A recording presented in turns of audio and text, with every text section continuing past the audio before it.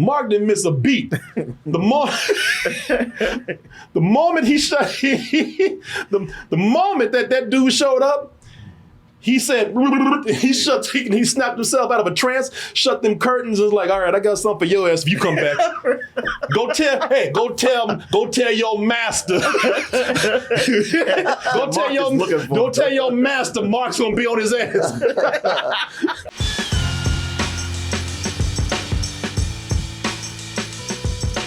Let's talk about, since it is the spooky time and Halloween is near as far as this recording right here, it's time to tell you about some movies that might be good to watch for this month or even when Hallows Eve is upon us. So I remember back in 1979, now there used to be, sit down kids, let your Uncle Corey and Uncle Martin over here, and your cousin Julian's too young to know this, but you weren't there for a time when they had TV movies as events. Oh yeah. Mm-hmm. Now you still have some of these event movies that stream today because everybody's kind of talking about them, but it's not like when you had that one channel that it was going to be on that everybody had to watch at that one time because you didn't have no streaming service. You didn't have the luxury of watching when you want to. Shit, you didn't even have VCRs. You didn't have cable. Time. You didn't Alert have cable. from no backups for 174 days. Exactly. She knows. There were no backups. So she speaks the truth. So you had to watch at that one time. Mm-hmm. And because of that one time, it was a huge event and everybody talked about it the next day. And I remember because I did not get a chance to watch this whole thing, and I don't know why, but I remember everybody talking about back in 1979 when I was about 7 years old. All the big people, all the adults were talking about that Salem's Lot. What was that? Did you happen to notice the time when the boys left? We shouldn't have gone through the woods. Wait, Danny, wait! Okay, anytime little kids take a shortcut, not just the forest, but the forest at night when it's all smoky and foggy. Just kiss their little asses goodbye. Hey, you down one child. Something is happening. First a kid disappears, and this. You're not leaving Salem's Lot, are you? Well, that dog, I'm trying to tell y'all, man. Nobody's listening to me. This is Salem's Lot. This was in 1979. It was a big TV movie event because, for one, even back then in 1979, Stephen King's name was big. Yes. And also, it's vampires, y'all. Everybody loves vampires. That is the movie creature that's lasted the test of time. Was this the first Stephen King adaptation? I don't know. That's a great question. Because Carrie was that was Carrie 1979 or was it a little bit before? Oh, yeah. Carrie with John Travolta and Sissy Spacek. Yeah, I didn't think about Brian De Carrie. Palma directed that. Yeah, Because I remember, you're right, Salem's Lot was such an event. Carrie was first. Carrie's first, okay. And I believe Carrie was first because that's what made Stephen King such a huge name.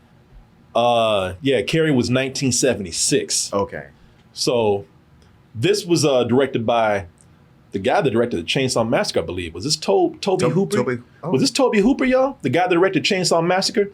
This guy was having a heyday with horror. This movie had a lot of just very iconic, creepy imagery in here. And sure, it's vampires. Everybody's like, man, vampires. You know, shit, I can go get a box of cereal and vampires on there. It's like, if vampires ain't nothing, vampires don't scare nobody no more. But man, back in the day, there was a certain reason why the vampire imagery in this was so creepy to people. And now you have the remake that is on Max, right? Mm-hmm. Not HBO, but Max. And so, with technology being where it is today, you know, and what you should do with a remake when it's years later, decades later, you know, you get to update not only the imagery, but also hopefully there's a reason to do it because of the story. Let's go ahead and take a look at this trailer for the most recent remake of Salem's Lot, and we'll be back with our reviews.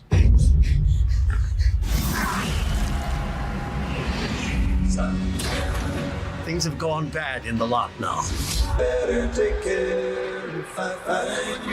I'm gonna tell you something, man. I don't know. I say I didn't see the original Salem's Lot. I don't think I did. I think I saw it later. And the one thing that I do remember, we talking about imagery. One thing I remember about that TV movie back in the day is Fred Willard wearing them silk boxes right there. Do you remember that? I do. Goofy guy. Yeah, man. I'm gonna tell you, watching the old Salem's Lot, if you watch that today, that movie, you're right. It's goofy as hell. So Fred Willard, God rest his soul. I actually interviewed him. We were there. We interviewed this man back in the day. Yeah. And one of the things I talked about with him was this scene right here. Even he had to laugh about it. He plays a guy that's creeping, messing around with this man's wife. And that man came in and caught his ass with his pants literally down and put a gun up to his head and told him, I'll blow your damn head off. But I'm gonna give you a chance to go out of here. So this is one of the goofiest looking kills or creepy scenes in a horror movie that I've seen ever. Don't look back. Bring that pretty ass up. That vampire saw him in them boxes like, hell yeah. Bring your fine ass over here, boy. Shit, I got something else I want to suck. Come here. It's kind of a goofy film, man, today. But it wasn't it a two-parter? It might have been. Like I said, I didn't see it. I remember it being like an event, like, part one and then part two. You had to wait either the next day or a week. Yeah, I remember this movie back in the day, and it scared a lot of people. But watching it today, and it still is kind of goofy.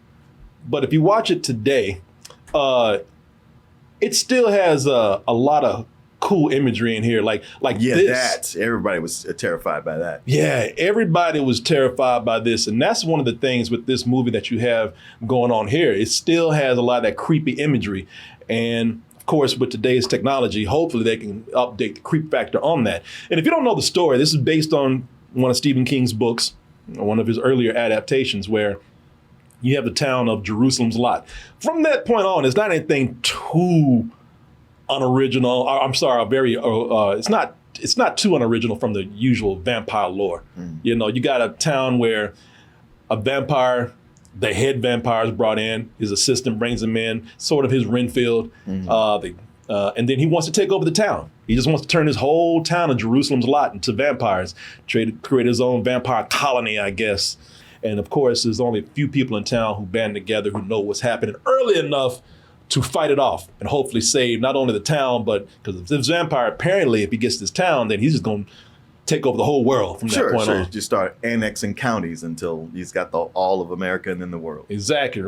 And then then we become then you got Vampire people, Nation. Yeah, Vampire Nation. Then you got vampire slavery that comes in. They just take over the humans and treat us like cattle. You know how it usually works.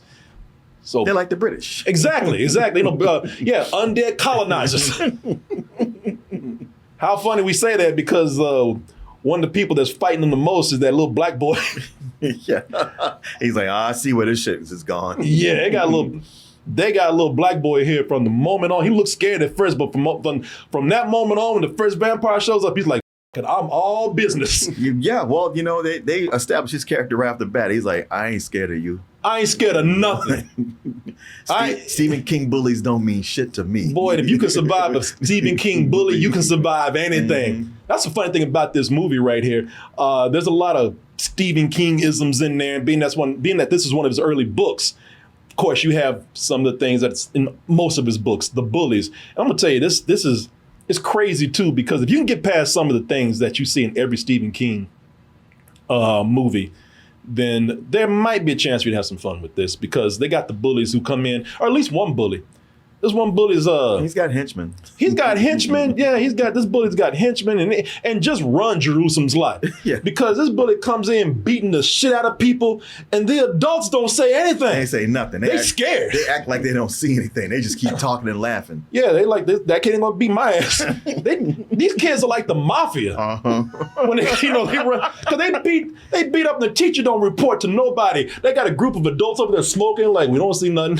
And the teacher's even like, I don't want to go out there and get my ass beat too. But yeah, man, it's so that's one of the sillier things in the movie. Now, I would say that because we showed you in that original Salem's Lot, I'm sure that they had vivid imagery, or Stephen King had very vivid imagery in his books too of this. One of the things that really is a strong point for this movie, this story, before it even becomes a movie or any other kind of adaptation, is I think it makes people, or it instills people with a lot of fear when you start showing, you open the movie with violence against kids. Mm-hmm. You know, it's unflinching. You know, the movie opens up where the first sacrifice is a kid.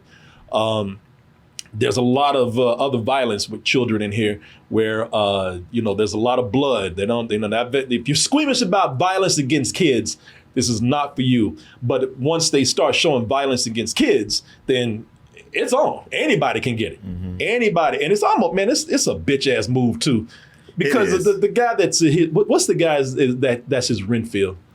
Oh, I forget his golly, name. I forget his name. Yeah. Say it. Straker. Straker, yeah. Straker. This is the guy from. Let me see. You've seen him, and I thought he was going to be the main vampire here, because you've seen him as one of the big bad guys in like Game of Thrones.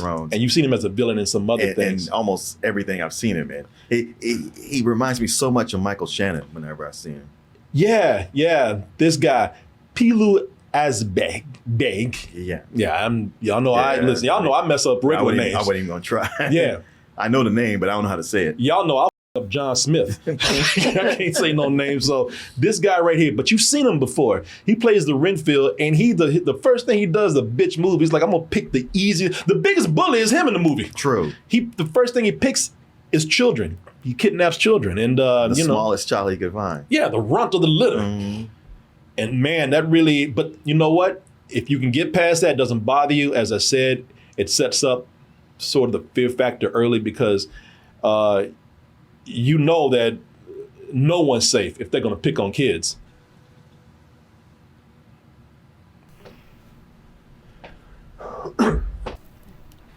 Stay with the f.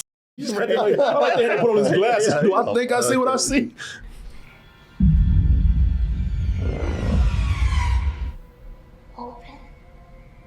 Like, oh yeah. Yeah, put the eyes on you. I like the way those little apples in his eyes too, if you look real close. But there is something that is scary about demonic children, zombie children, little vampire children, more scary than adults sometimes, because children are supposed to be innocent. So when they're like an embodiment of evil more than adults, there's just something it's very frightening. It's frightening when you don't know kids. Yeah. You have kids, you deal with kids, you're like, nah, I suspected them all along. Yeah. You know, we listen, because some people out there like, man, look, I deal with little demons all the time. Yeah. I'm a kindergarten teacher.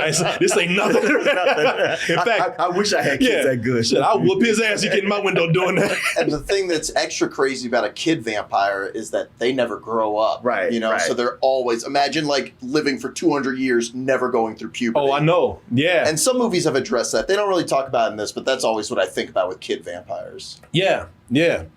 Y'all ever been to a birthday party where you get that one little kid that just sit there and just stare? He ain't doing nothing. Have you seen that kid? Yeah. Kids are creepy, man. Yeah. It takes one time to go over there. Hey, little guy, what's going on? And once they go off, you're like, okay, I've learned my lesson. I will never ask this again. Everybody's seen that one weird kid. Hey, you all right? I like cake. I don't alone. As you walking away, there's somebody looking at you going like, mm-hmm. Yeah. All right, time to take your little ass home. Where your mom at? But I'm gonna tell y'all something, man. I'm going to give a little insight on what my main review will be for this. This is not perfect by a long shot. In fact, this thing has one big problem for me, and it's huge enough to where it affects this movie so much. I have the same thing, but I'm wondering if we're gonna lock. It's the heart of the movie that is the problem. No pun intended, right there. It's the heart of the movie that's a problem right here. But I also had a lot of fun with this. So yeah, it has this image of creepy kids, and it has a lot of cool imagery in here that's kind of weird. Cinematography is actually amazing in some parts. The cinematography is brilliant in this movie. I don't even know if I would describe this movie as scary as much as I would just being a lot of fun. Because first of all, it's a lot of fun for Halloween. Now, if you don't want to watch this movie any other time of the year, Halloween is the time to watch. Mainly because of the cinematography. Cinematography in here, they do a lot with the shadows, man. There's a lot of spooky lighting going on. And when I say lighting, man, I'm talking about Halloween lighting. They go to it. No wonder this vampire chose this damn town. They were asking for it. Y'all look too spooky without that vampire being there. Yeah, he was looking for a creepy place to go and nobody would guess that he's there. Well, plus he went because he's like, wow, there ain't shit going on in this town. No, ain't shit going on. This is an easy place to start. Yeah, ain't nobody. Y'all ain't really got no industry. No. You ain't no light, no nightlife. If anything, I'm adding excitement to the town. Right. I'm giving y'all some shit to do. I'm actually turning on the vampires, just making y'all like more exciting. I'm enriching people's lives. Plus, it's Halloween every day here. It's like they go to a bar and the whole bar is lit in red and orange, and the town is like saving on energy. Everything is all shadowy. There's a lot of things done in silhouette. The lighting is like you see right here. Look at this. Everybody's in silhouette. The movie's very dark. But they play with a lot of Halloween colors like orange and blues, deep dark blues. It's a lot going on here that make this just look like a great Halloween movie, if you can see anything, because y'all can't see shit right here. It does keep it dark, and one thing I thought was weird was that the main female, forgetting her character's name, but she wears red eyeshadow through this whole thing. It's not okay. You're not talking about Alfred Woodard then. No. No. But if you look right here, look at the colors, even hints of it. Look at how they use the blues and the oranges, and everything just feels perfect. On top of that, they don't do jump scares in here. They do what the was that scenes are? Did I just see that? Uh-huh. They do a few things where instead of doing a jump scare, they make it look like you just saw something at the corner of your eye. You see a little pair of feet flying into a window, or you see a head pop out right before they do a cut, and it plays with your mind. You know what it is, but it's just it's creating it's showing you without showing you too much to create enough mystery to let your mind kind of play with itself. And I'm glad they left this in the 70s too. I'm glad they didn't try to update it to be modern times. I think, as I was saying, I think that this is not so much scary because there are some moments that are goofy here that I'll talk about in a little bit. But really, if you want to watch something that's perfect for Halloween, this feels like a fun movie to do that with. It feels like something where it's not depressing and doesn't go too far with trying to be, too bleak. You have characters that team up. Everybody loves the characters that team up and fight vampires or zombies. You have the characters here that band together to save the town and then thus the world where they do that. But that's also somewhat of a problem with this movie too. And I'll pass this on to you guys and let y'all take it from here. Whatever you think. Yeah. Well, you're right. The movie is fun and it moves, and it's got a great look to it. And so it was a enjoyable watch to a point. Yeah. I don't know if this is the problem for you, but the problem for me is, the thing is with most Stephen King stories that Stephen King, he's great with making things creepy. His plots often, when you really back away and look at them, they can be kind of corny because he's very steeped in the EC Comics world. But what makes his writing so good is how well he writes characters. Exactly. He writes characters just so well. You and I are thinking the same thing. You get to know them, and when somebody dies, it hurts you in your soul. So my big problem with this movie is that it's rushed. It rushes through everything, and you don't get any of that character development. You're saying exactly, when you say, do I have the same problem? You're saying exactly what my problem is. You're saying the same thing beat for beat. Yeah. They're going point. We think it's vampires. Yeah, it's vampires. It's like, man, they didn't spend any time just going over, are we seeing this, analyzing it? They're just like, they went to the vampire conclusion very quickly. And then, and you get characters and you kind of like them, but when they die, they just, not only do you not even have a chance to grieve, they just move on. And even like some of the stuff with the conclusion, with the way they set up the science of the vampires, there's something with the climax where I was like, I thought you said All right, I ain't got time to sit around arguing about it. Vampires aren't real, so whatever you do, whatever you want to do, you can do. But I thought to me that was the big failing of it, was that it just rushed through all the things that really made it something that you could really attach yourself to. Yeah. Otherwise, you're just watching it and it's like, okay, it's fun, it's enjoyable. A lot of the effects are updated. I was a little disappointed that Barlow, when they finally showed the head vampire, he didn't look better. He looked like a guy wearing a Marilyn Manson silicone mask. He looked like, to me, one of the...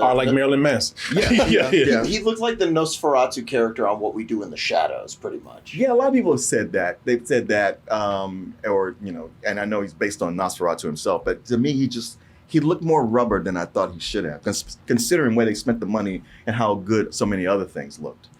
You can see him from different versions here, especially from the old movie. Trying to find him from 2004. I mean, I'm 2024. He was there. Where? Which one? Can you get rid of that and go back to just the normal layout? Yes, sir.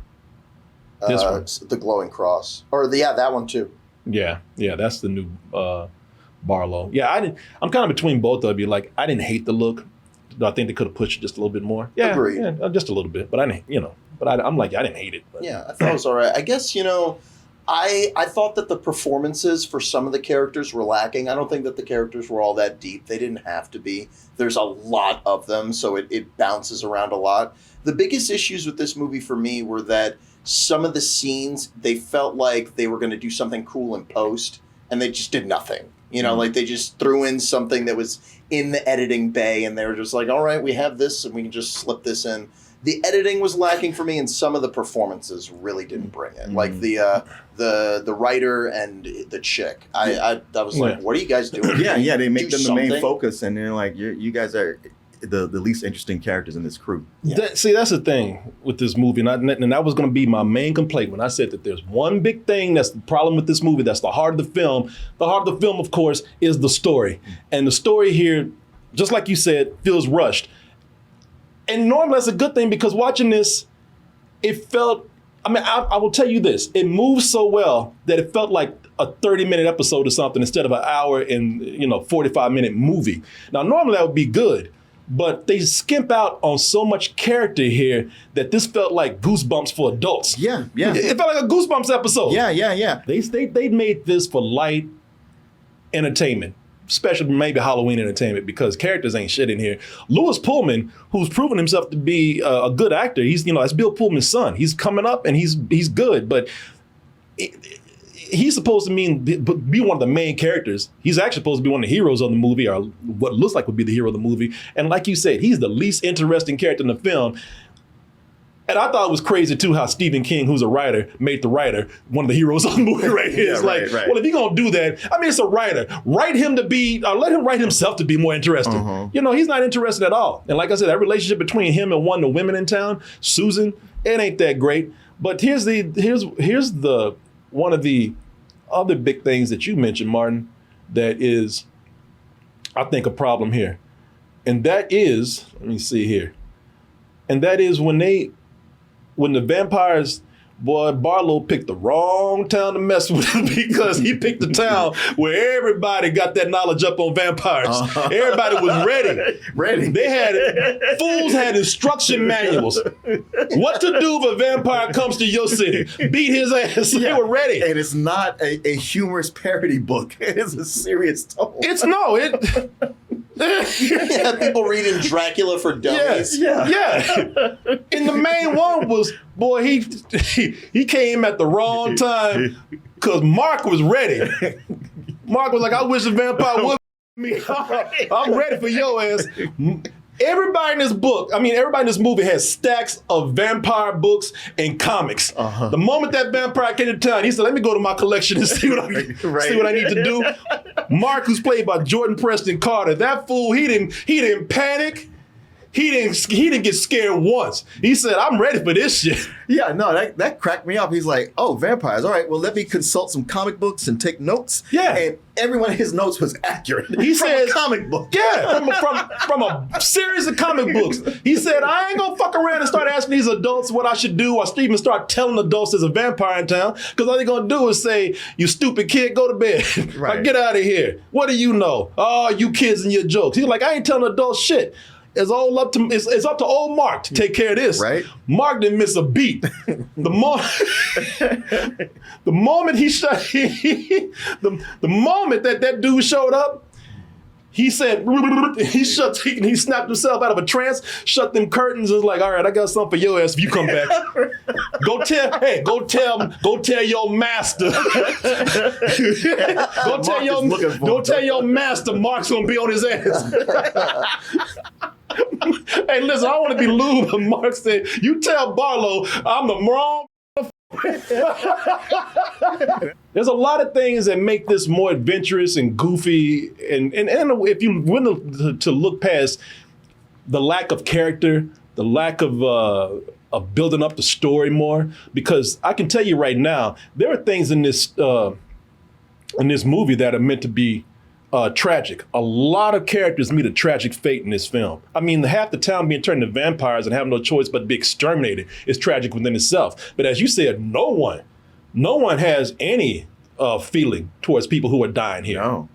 People just gone, and they move on to the next thing. I mean, part of the crew gets taken out, and they're just like, "Well, let's just keep going." Yeah, I mean, that's the one thing about this. Anybody could get it at any time. You never know.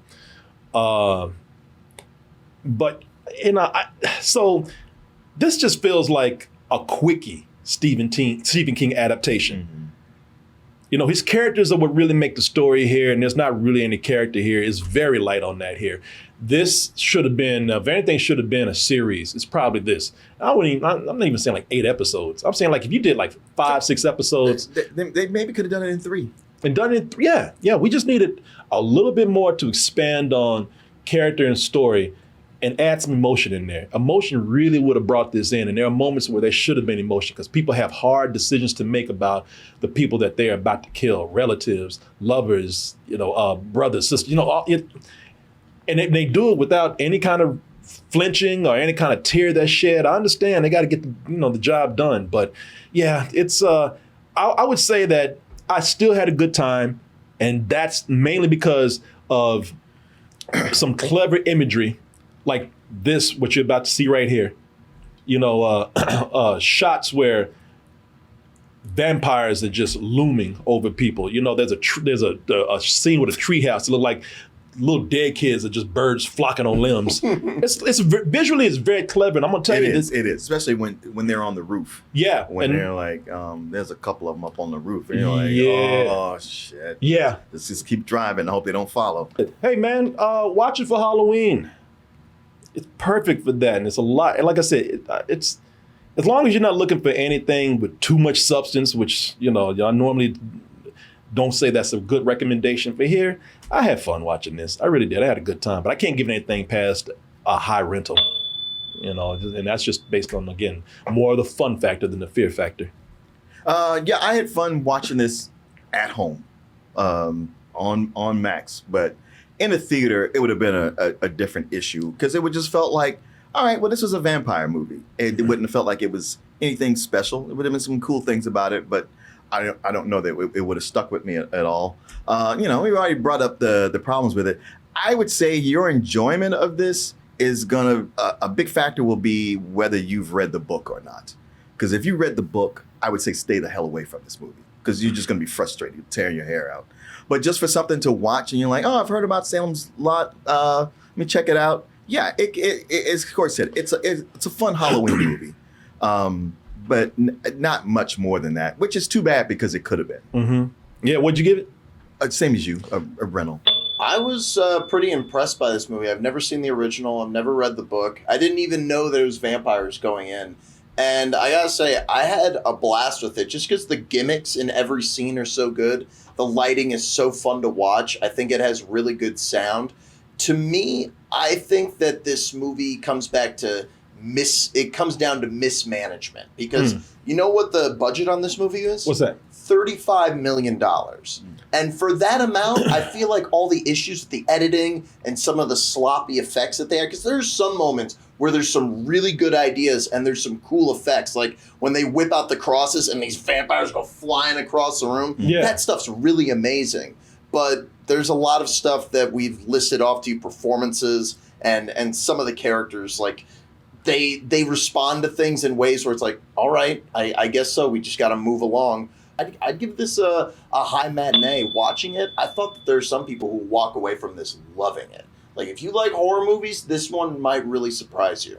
You're there just to be entertained. Yeah, especially for this season. It'll do the job. It's like I said, I really enjoyed this. I really did, but I just wish it had more. And I'm looking at things like that. Like the visuals alone are so cool. Like when the vampires go rolling on the walls, trying to, and crosses throwing them back. Like, get out already. Okay, I'm leaving. You sure you don't want to stick around a little bit? No. There were bits like that I was rewinding. I was like, that was so cool. But then there's other parts where it's just like a CGI face, flying at the camera. Yeah. It's like, that should have been a money shot, and it was nothing. I just love it. That vampire's trying to get out the room so quick and so hard. His ass just rolled out. Right. My Uber's here! I think it would look cool on the big screen, though. Like, those colors really pop. Shit, not the way they dim these light bulbs these days. I wouldn't have seen a goddamn thing. Y'all better watch this at home. You have control over the contrast and the brightness. Watching this at the gateway going like, I don't know what's happening. People, y'all heard me complain about this theater down the street from me, the Gateway. I swear to God, if you seen this movie here, you wouldn't have seen no movie. Right? Those cameras are powered by a hamster and a wheel. Yeah, those projectors. Yeah, those bulbs they buy, they get those bulbs at the Home Depot. You be going to the front counter. I've been sitting there for an hour and 45 minutes and you guys haven't started the film. And like, the film's almost over. We've been playing the whole time. What are you talking about? This will be your ass, I want to speak to your manager. Trying to roll out that thing. You be doing that because you can't see your way out. Right? Man, so somebody cut the lights on in here, man. I can't see. Well, you made it to the end of the video.